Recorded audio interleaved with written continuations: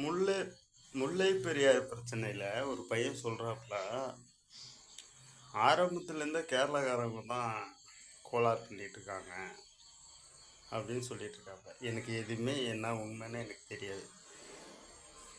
நான் சொல்ல வேண்டியது என்ன தெரியுமா? அரசியல்வாதியை நான் நம்பலை.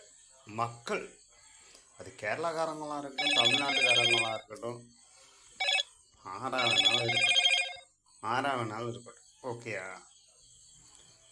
மக்களுக்கு சேதாரம் வரக்கூடாது. மக்கள் அழகாக இருக்கணும். அந்த முடிவை எடுத்தால் போதும். முல்லை பெரியார் டேமும் சேஃப்டியாக இருக்கணும், மக்களும் சேஃப்டியாக இருக்கணும். திடீர்னு புட்டுக்குச்சுன்னா யார் என்ன பண்ண முடியும்?